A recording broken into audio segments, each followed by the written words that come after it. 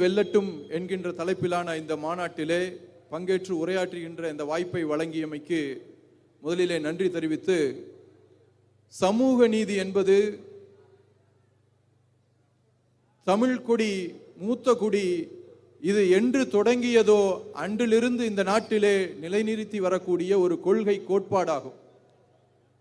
அதனுடைய தொடர்ச்சியாகத்தான் தென்னகத்தை ஆண்ட மாவீரர் திப்பு சுல்தான் அவர்களுடைய அந்த போர்ப்படை தளபதிகளிலே ஒருவராக திகழ்ந்த தீரன் சின்னமலை அவர்கள், அவர்களுக்கு உறுதுணையாக இருந்து செயல்பட்ட விடுதலை வீரர் மாவீரன் பொல்லான் அவர்கள், அதற்கு பின்னால் வருகை தந்த அத்துணை வெள்ளைய எதிர்ப்பு போராளிகள், இப்படி சுதந்திரத்திற்கு முன்பாகவும் சுதந்திரத்திற்கு பின்பாக தந்தை பெரியார் அவர்கள், பேரறிஞர் அண்ணா அவர்கள், முத்தமிழறிஞர் கலைஞர் அவர்கள், அவர்களை தொடர்ந்து இன்றைய தினம் நம்மை வழிநடத்தி சென்று கொண்டிருக்கக்கூடிய திராவிட மாடல் நல்லாட்சியின் நாயகர் தமிழ்நாட்டினுடைய முதலமைச்சர் தளபதி மு.க. ஸ்டாலின் அவர்கள், அவர்களுடைய வழிவந்து இன்றைய தினம் இங்கே வருகை தந்து சிறப்புரையாற்ற இருக்கின்ற நம்முடைய மாண்புமிகு தமிழ்நாட்டினுடைய துணை முதலமைச்சர்,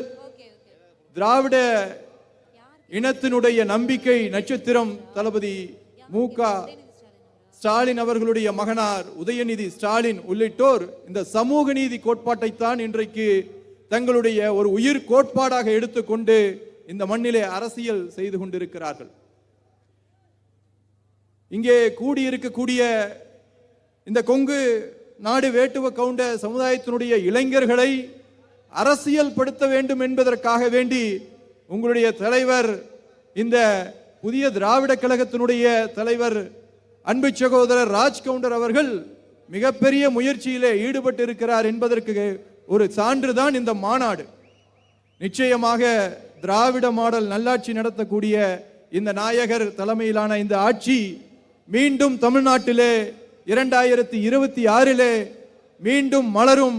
அப்படி மலர்கிற பொழுது நீங்கள் நினைக்கிற அந்த பிரதிநிதித்துவம் என்பது இந்த இயக்கத்திற்கும் கிடைக்கும் என்பதற்கு இந்த கூட்டமே சாட்சி என்று கூறி வாய்ப்பளித்தமைக்கு நன்றி கூறி விடைபெறுகிறேன். நன்றி.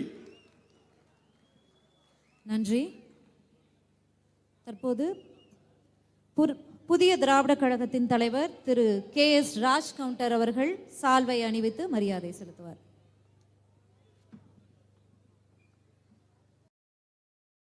சரி, வெளியில என்ட்ரன்ஸ்ல நிக்கிறவங்களை எல்லாம் உள்ள வராங்களா அப்படின்னு செக் பண்ணி பார்க்கலாமா? எஸ்ஐஆர் ஃபார்ம் வந்து நடைமுறைப்படுத்தியிருக்காங்க. தமிழ்நாட்டில் இன்னும் 6 மாதம் கிட்ட தான் இருக்குது தேர்தல் வர நேரத்தில் நடைமுறைப்படுத்தியிருக்காங்க. நமக்கு பல வேலைகள் இருக்குது, மெடிக்கல் எமர்ஜென்சிஸ் இருக்கும், நிறைய ரீசன்ஸ் இருக்கும், வெளியூரில் இருப்போம், வெளிநாட்டில் இருப்போம், பண்ண முடியாமல் போகும்.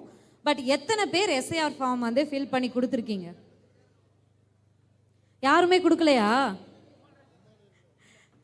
எஸ்ஐஆர் ஃபார்ம் ஃபில் பண்ணி கொடுக்கறதுக்கு டிசம்பர் 11ஆம் தேதி வரைக்கும் கால அவகாசத்தை நீட்டிச்சிருக்காங்க.